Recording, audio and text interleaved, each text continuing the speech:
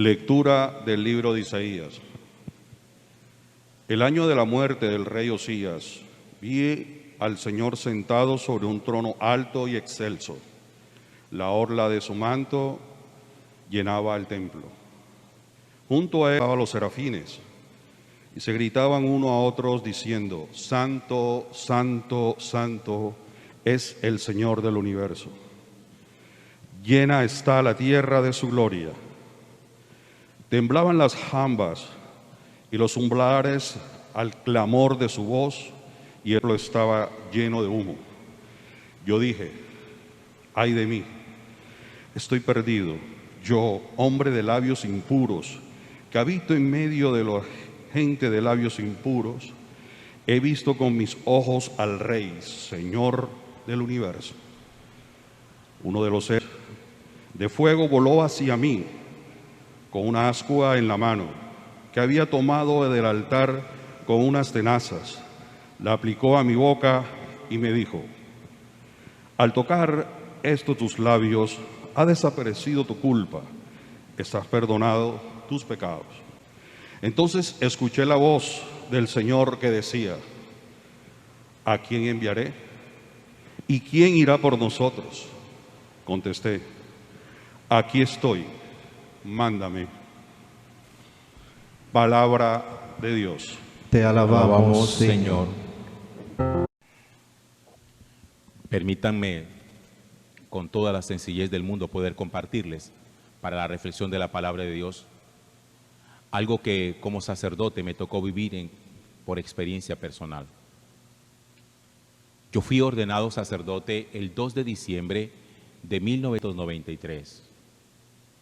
Es decir, este año, con la gracia del Señor, yo estaré cumpliendo 29 años de vida sacerdotal.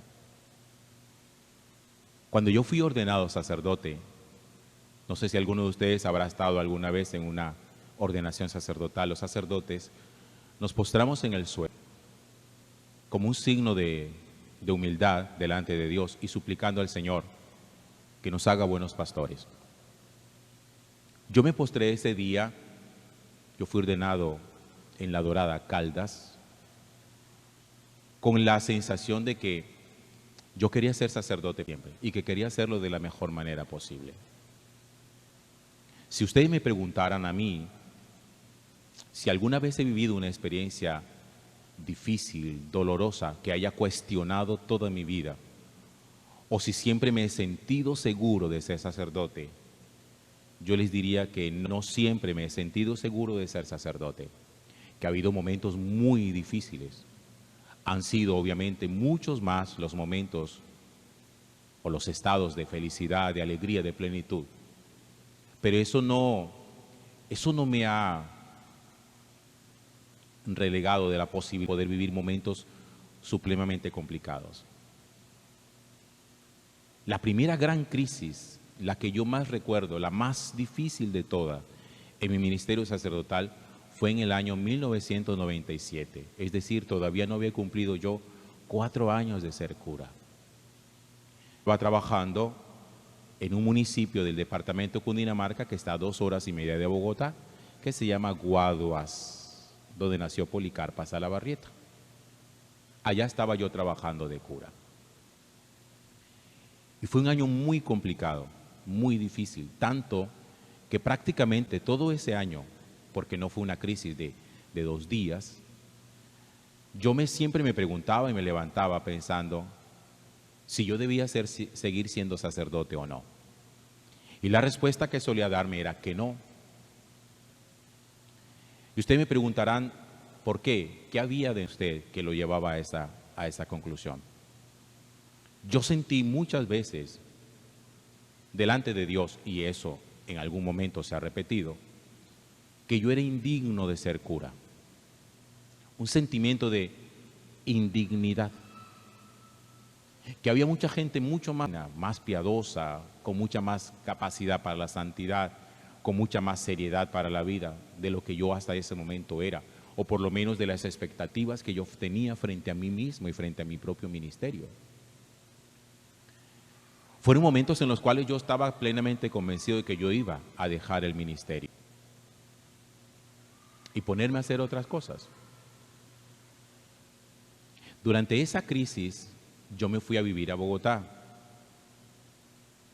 Y fue una confrontación permanente entre lo que yo era y lo que yo quería hacer, entre las expectativas, lo que yo sentía que Dios espera de mí.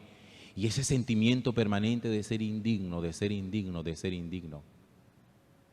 Pero fíjense ustedes que como yo les he enseñado, y eso es algo que yo trato de practicar siempre desde que yo lo conocí en mi formación de seminarista, es que uno no debe tomar decisiones cuando tiene la cabeza caliente, porque uno suele tomar decisiones equivocadas.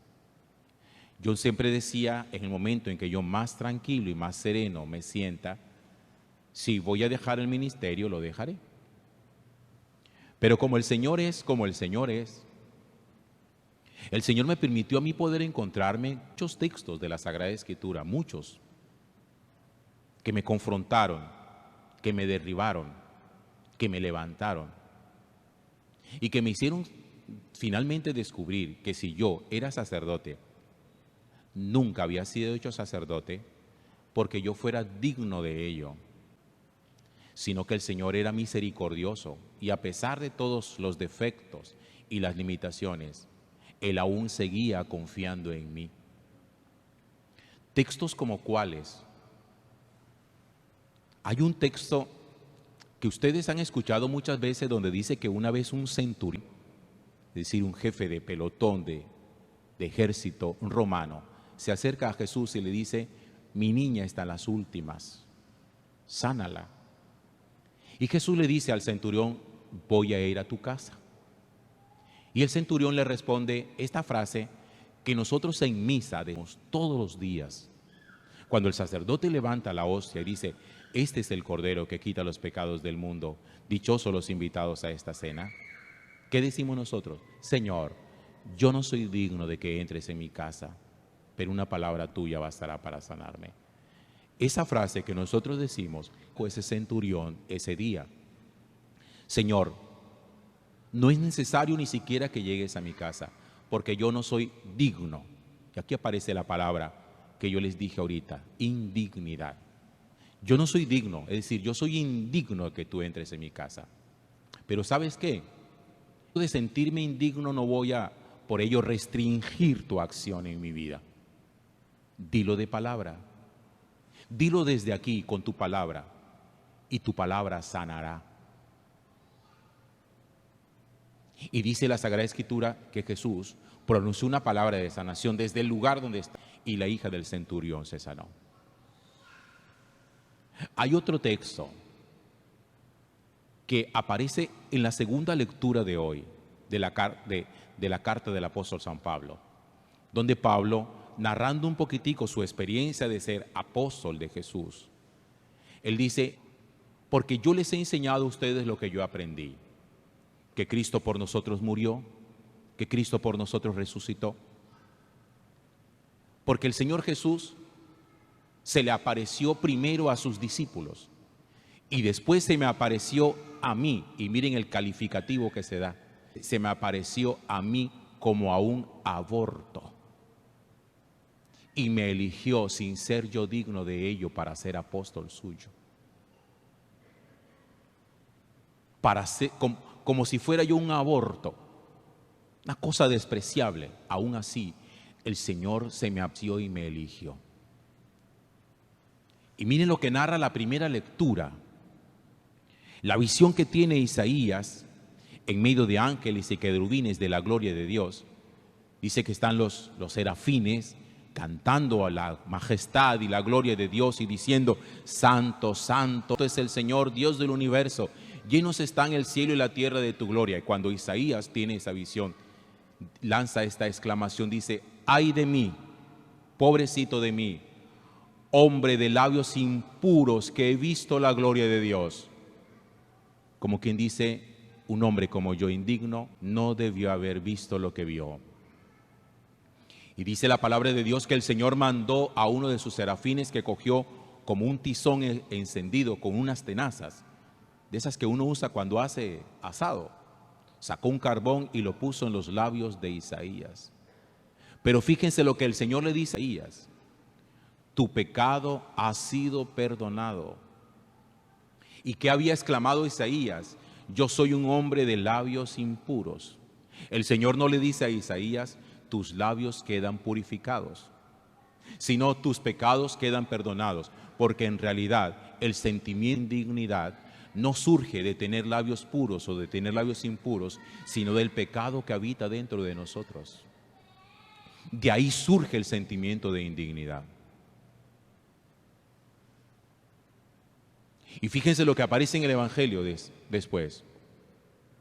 Cuando Jesús llega donde están los apóstoles, los discípulos, los pescadores, todavía no son ni discípulos ni pescadores. Cuando Jesús se presenta delante de ellos, como no han pescado nada, les dice, tiren la red nuevamente. Después que obedecen, y dice la palabra que sacan una gran redada de peces, Simón Pedro lanza esta expresión: apártate de mí, Señor, que soy un pecador.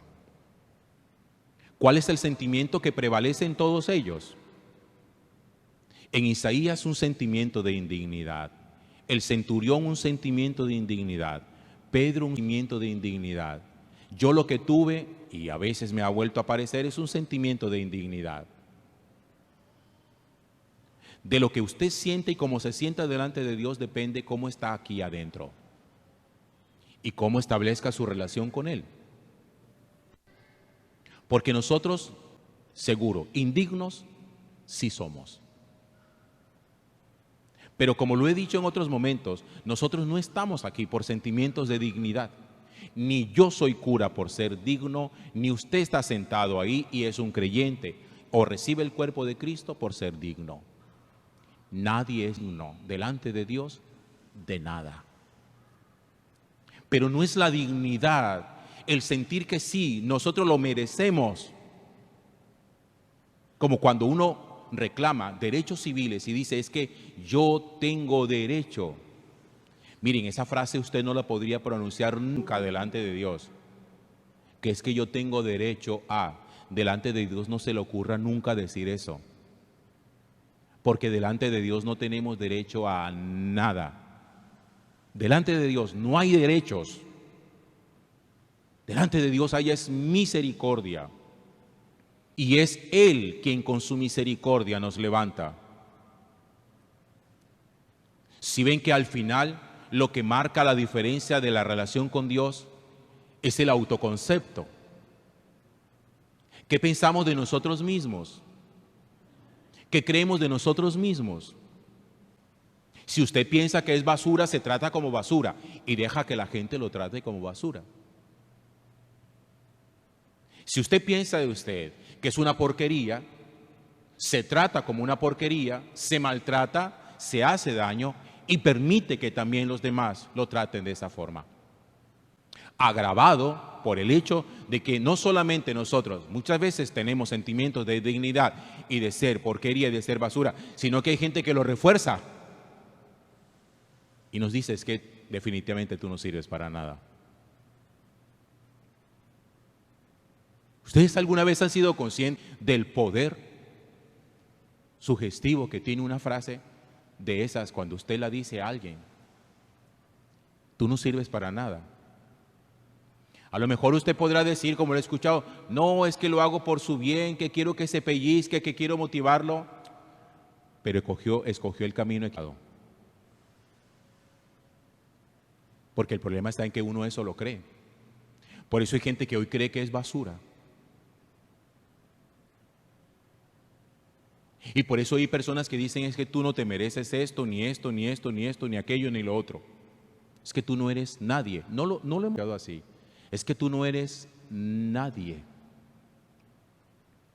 La pregunta que yo me hago es, esos que dicen que uno no es nadie, ¿qué necesita hacer para ser alguien? Porque si tú me dices que yo no soy nadie, eso significa que tú eres alguien. ¿Por qué consideras que eres alguien frente a mí que dices que soy nadie?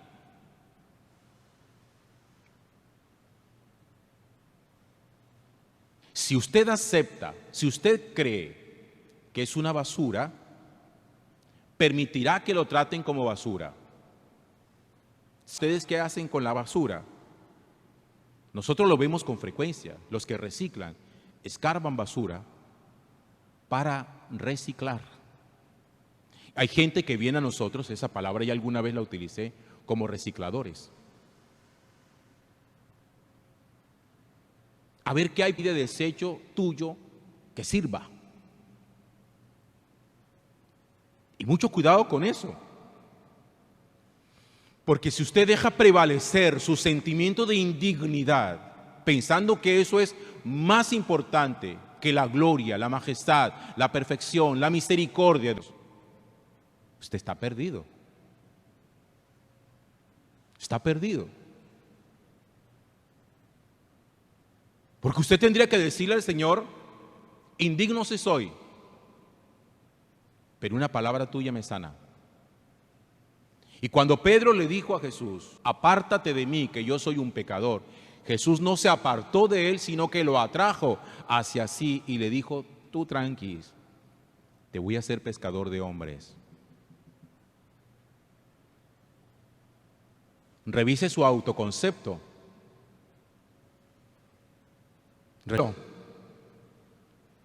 ¿Cómo se ve usted a usted mismo? ¿Qué piensa de usted? ¿Qué piensa delante de Dios? Porque delante de Dios podemos ser o engreídos,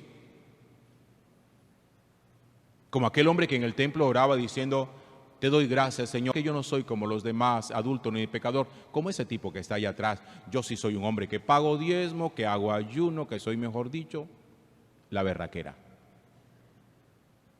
O el otro que dice sencillamente, yo soy una basura. Y como soy una basura, de mí no hay nada para sacar.